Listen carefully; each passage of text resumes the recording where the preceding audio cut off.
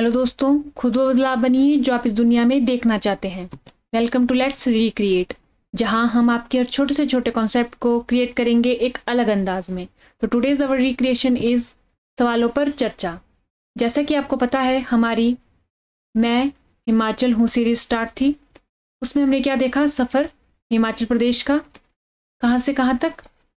1948 से लेके 1971 तक।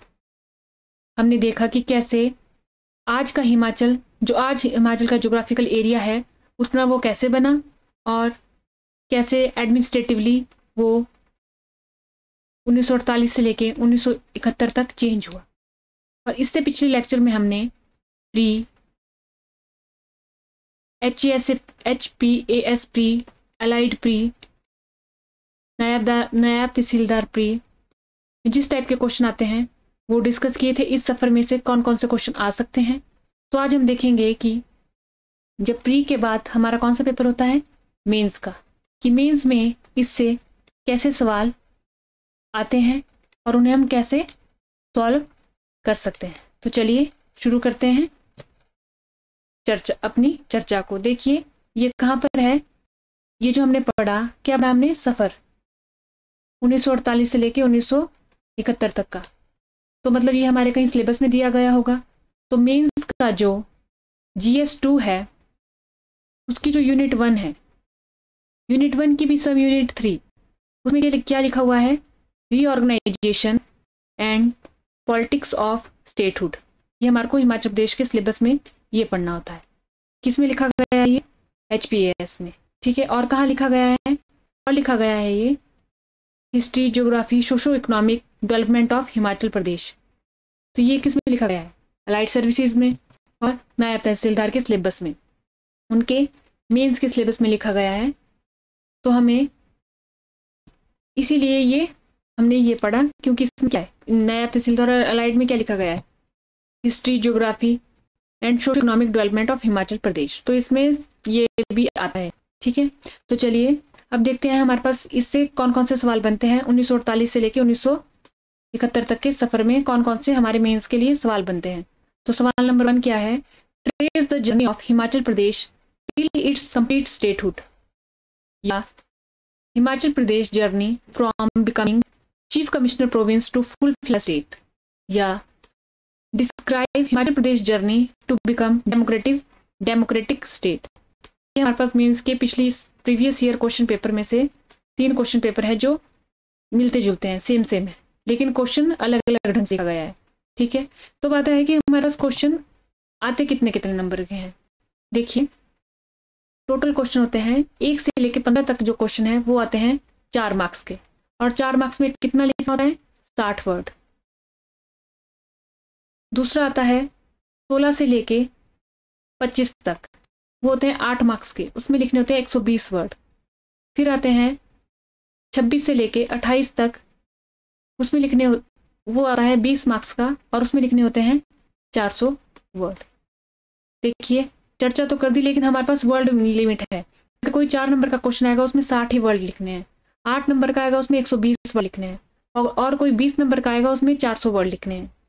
अब देखिए हमारे पास जब हम लिखते हैं मेंस में, तो हमारे पास कुछ ऐसी शीट दी होती है। यहाँ पर क्वेश्चन होता है, जैसे मान लीजिए 4 नंबर के क्वेश्चन के लिए होता है, ये 4 नंबर का यहाँ पर कोई क्वेश्चन लिखा है, इतना हमारे को स्पेस दिया गया है, इतने स्पेस में हमने 60 वर्ड, मतलब इतने स्पेस में हमने लिखना है 4 नंबर का, तो मैक्सिमम 60 वर्ड में आ जाता है। वैसे ये दूसरा क्वेश्चन होगा, इसमें 60 वर्ड लिखना है, और 8 मार्क्स के लिए हमारे पास इतना सा पेज होता है, तो हमें 120 वर्ड में लिखना होता है। और जो 20 मार्क्स का होता है उसके लिए यही 2 पेज दिए जाते हैं, जैसे फ्रंट एंड बैक 1 पेज हो गया, plus front end back 2 page हो गया। तो 20 मार्क्स के लिए 400 वर्ड उसमें लिखने होते हैं। ठीक है, अब चलिए देखते हैं हमारे क्वेश्चन क्या था।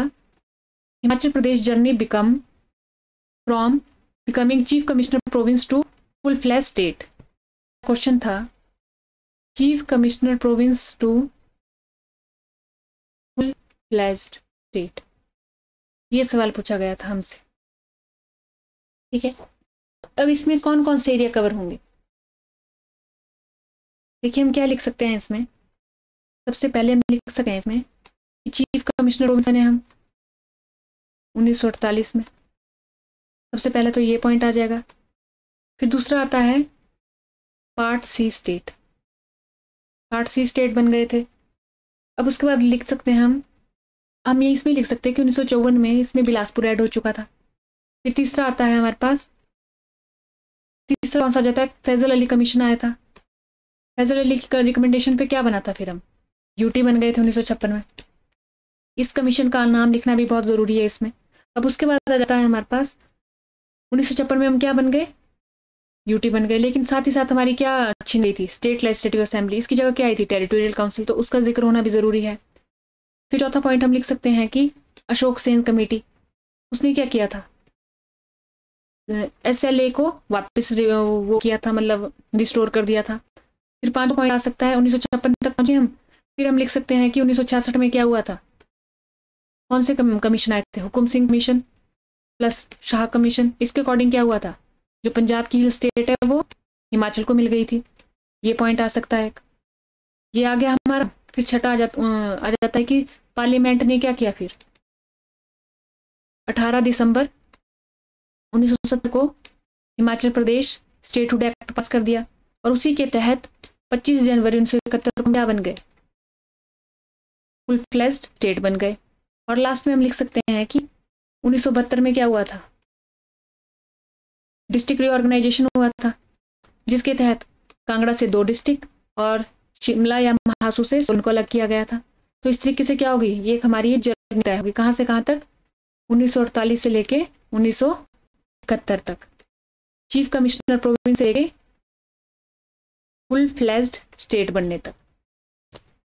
देखिए बाकी जो 2 क्वेश्चन है वो भी ऐसे ही है। इन्होंने क्या बोल रखा है कि जर्नी बताइए स्टेटहुड तक, और ये क्या है कि बिकमिंग डेमोक्रेटिक स्टेट। तो हमने डेमोक्रेटिक स्टेट में स्टेट लेजिस्लेटिव असेंबली, तो उसका भी जिक्र कर लिया। तब ये मार्क्स के हिसाब से अलग अलग में पढ़ सकता है, 4 में भी पढ़ सकता है, 8 में भी पढ़ सकता है और 20 में भी पढ़ सकता है। अब चलिए दूसरा क्वेश्चन देखते हैं। What was Big Himachal movement and discuss the stand of Congress Party and Junction. Briefly discuss Maha-Punjab, Punjabi Suba movement in Punjab and its impact on administrative history of Himachal Pradesh. देखिए हमने पढ़ा था कि जब 1956 में हम UT बन गए थे, उसके बाद हमारी क्या टेरिटोरियल काउंसिल हमें आ गई थी। तो हमारी क्या मांग चली थी कि स्टेट लेजिस्लेटिव असेंबली दो।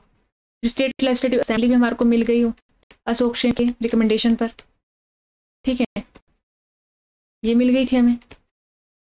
अब हमारे को जब सब कुछ मिल चुका था तो यहाँ पर हिमाचल में अब क्या मूवमेंट छिड़ी थी, बिग हिमाचल बनाने की।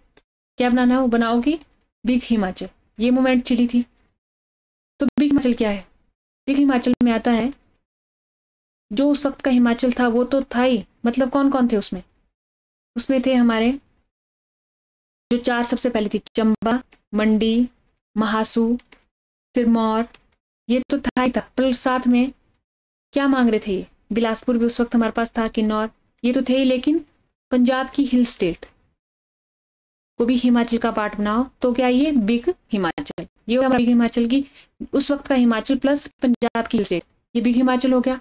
और ये बोल रहे हैं कि discuss the stand of Congress party and जंगदंग, कि बिग हिमाचल पे कांग्रेस पार्टी का क्या स्टैंड था और जंगदंग का क्या स्टैंड था। तो देखिए इसमें हम ये लिख सकते हैं कि जंक्शन जो इनिशियली था वो बिग हिमाचल के फेवर में नहीं था, लेकिन विद टाइम ये इसके फेवर में आ चुका। तो पहले इनिशियल का स्टैंड कुछ और था और आफ्टर कुछ समय के बाद इसका स्टैंड इसके फेवर में हो चुका था। इनिशियली इसका स्टैंड इसके फेवर में नहीं था, बाद से इसके फेवर में था। और जो कांग्रेस पार्टी है, देखिए 2 चीज आती है, कांग्रेस पार्टी और उस वक्त गवर्नमेंट किसकी थी, कांग्रेस की ही थी। देखो कांग्रेस गवर्नमेंट तो चाहती थी कि कांगड़ा को भी, मतलब जो पंजाब की हिल स्टेट है कौन, कांगड़ा, उसे मर्ज कर दिया जाए हिमाचल में और बना दिया जाए बिग हिमाचल। लेकिन जो कांग्रेस पार्टी थी वो क्या था, उसमें ऐसा था, उन्हें डर था कि अगर कांगड़ा भी हिमाचल में आ गई तो क्या हो जाएगा, जनसंघ है वहां पर, तो वो आ जाएगी हिमाचल में और उनकी जो पॉलिटिकली है वो थोड़े अनस्टेबल हो सके हैं। इसलिए वो इस डिमांड को थोड़ा मानने के लिए हिचकिचा रही थी। लेकिन ओवरऑल जो स्टैंड है वो है कि ये फिर बाद से मान गए थे बिग हिमाचल के लिए, ठीक है। तो इसमें इस तरीके से क्वेश्चन सॉल्व किया जाएगा। दूसरा आता है कि डिस्कस महापंजाब, पंजाबी सूबा। तो देखिए महापंजाब क्या था, हिमाचल प्रदेश। महापंजाब में क्या आता है, हिमाचल प्रदेश, पंजाब, हरियाणा और यूपी का कुछ भाग। ये हो गया हमारे पास महापंजाब, जिसको सपोर्ट करता था कौन, जनसंघ। और उसके बाद आ जाता पंजाबी सूबा। पंजाबी सूबा में क्या बोलते थे कि जिसमें किसी डोमिनेंस हो पंजाबियों की, तो ये क्या है, इसे अकाली दल सपोर्ट करता था। तो इन सब के बारे में लिखना और ये बताना है कि इसकी एडमिनिस्ट्रेटिव हिस्ट्री पे क्या इफेक्ट पड़ा है हिमाचल प्रदेश की। देखिए इन दोनों की वजह से क्या हो गया, हिमाचल प्रदेश में टू पॉलिटिक्स आ गई, यानी कि जंक्शन भी आया। अगर ये मूवमेंट नहीं होते तो जंक्शन हिमाचल में ना आता। देखिए यही वजह बनी इनकी। और फिर अब आता है तीसरा question, discuss how cap politics represent identity politics in HP. अब ये कैप पॉलिटिक्स क्या होती है, आपने देखा होगा कि जंक्शन के आने से हिमाचल प्रदेश में क्या हो गया, कांग्रेस प्लस बीजेपी दो पार्टीज आ गई। अब देखिए कांग्रेस, कुछ समय पहले कांग्रेस का अपनी कैप होती थी, रिप्रेजेंट करते थे ये कुछ, और इनकी अपनी कैप होती थी।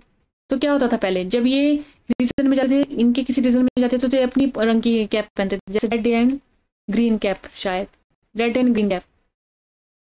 तो ठीक है, तो अब धीरे धीरे टाइम के साथ जयराम जी आए, उन्होंने थोड़ा कम किया, विक्रमादित्य जी उन्होंने थोड़ा कम किया, उससे पहले वीरभद्र जी आए थे, उन्होंने थोड़ी कम की इसको, ये जो कैप पॉलिटिक्स है। तो ये इसके बारे में बताना है, इफेक्ट पूरा एक जर्नी बतानी है। उसका बताता है कि डिस्कस द, वैसे ये अगला क्वेश्चन है कि पंजाब में जो रीऑर्गेनाइजेशन हुआ था उसका इम्पैक्ट क्या पड़ा हिमाचल पे। ये बोल पूछते हैं कि give the reason why politics in HP largely remain bipolar. Bipolar मतलब क्या, आपने देखा होगा कि यहाँ पे बीजेपी है या तो कांग्रेस है, दूसरी कोई पार्टी यहाँ पर क्यों जम नहीं पाती। देखिए आप भी खड़ी हुई थी, लेकिन क्यों वो इनके बराबर में नहीं पहुंच पाती, तो ये बताना है। ठीक है, तो आज हमने क्या देखा कि मेंस में किस टाइप के क्वेश्चन आते हैं। थैंक यू, देखते रहिए लेट्स रिक्रिएट।